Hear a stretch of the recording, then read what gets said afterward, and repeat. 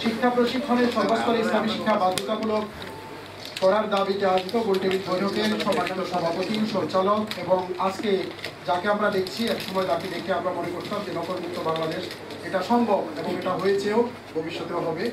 আগামী দিনের বাংলাদেশের শিক্ষামন্ত্রী যাকে আমরা ভাবি, এবং পরিচালক, ইসলামী স্টাডিজ ফোরামের সভাপতি এবং ইসলামিক ইউনিভার্সিটির বিশ্ববিদ্যালয়ের ডিসি মহোদয় এবং ইসলামী বিশ্ববিদ্যালয়ের ধর্মতত্ত্ব ফ্যাকাল্টির ডিন মহোদয় সহ বিদগ্ধ ইসলামিক স্টাডিজের পণ্ডিতবর্গ, বাংলাদেশের বিভিন্ন শিক্ষা প্রতিষ্ঠানের ইসলামিক স্কলারবৃন্দ, সাংবাদিক বন্ধুগণ এবং সুধীজন, আসলে এই ইসলামিক স্টাডিজ বা শিক্ষার সর্বস্তরে ইসলামী শিক্ষা চালু করার জন্য বাংলাদেশের 90% মুসলমানের দেশে এটা লং টাইম আন্দোলন বা সংগ্রাম করতে হবে, এটা ভাবতেই একটা লজ্জা লাগে, একটা হীনমন্যতা বোধ কাজ করে।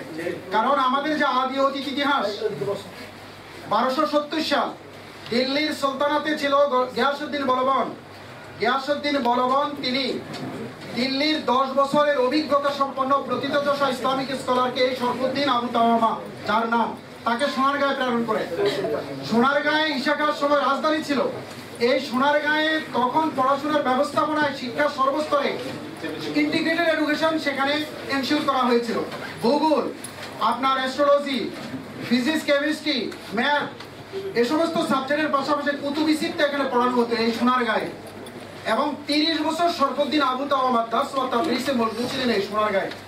এবং যখন ইবনে বতুতা চিত্রায়ন করেছিলেন এই যে ওই সময়ের মানুষের জীবনযাপন, দ্রব্যমূল্যর যে সমস্ত প্যাটার্ন ছিল, সহজলভ্য ছিল, এগুলোকে তিনি তুলে ধরেছেন।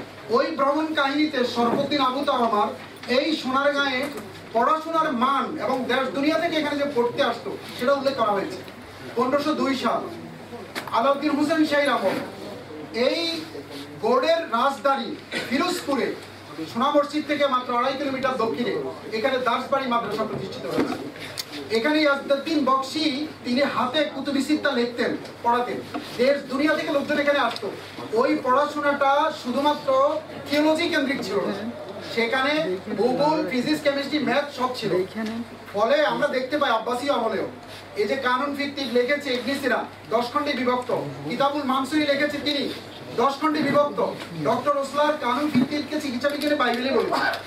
এবং হাসান ইবনে হাইসাম ম্যাগনিফাইং গ্লাসে শুধু আবিষ্কার করেন নাই, তিনি ফিরদাউস আল হিকমা ফিকহ লিখেছেন, চিকিৎসা বিজ্ঞানের স্বর্গ নামে বই। আল বেরুনি, আল কিন্দি, আবুল কাসেম জাহরাবি, মুসা আল খারেজমি, এরা জ্ঞানের, শিক্ষার প্রত্যেকটা শাখায় সমান্তরে তাদের সফলতা এবং তাদের কৃতিত্বে মানব সভ্যতায় অবদান রেখেছেন। এবং A R Mallick, British colonel Bengal, তিনি তার বইতে উল্লেখ করেছেন 148 পৃষ্ঠায় যে এডুকেশন এন্ড রিলিজিয়ন এক জায়গা থেকে চলতো ভারতীয় উপমহাদেশে। মাদ্রাসা মুফতি পুরকানিয়া মাদ্রাসা কেন্দ্রিক পড়াশোনা ছিল। তার মানে ইসলামী শিক্ষাটাই মুসলমানদের সন্তানদের শিক্ষার জন্য মসজিদে ইমামের কাছে নিয়ে যাওয়া হতো। এআর মল্লিক তিনি লেখেন, যে বাচ্চার বয়স 4 বছর 4 মাস 4 দিন হতো তাকে মসজিদে ইমামের কাছে নিয়ে যেতেন, তিনি ফু দিতে সূরা আলাক দিয়ে তার পড়াশোনার যাত্রা শুরু হতো।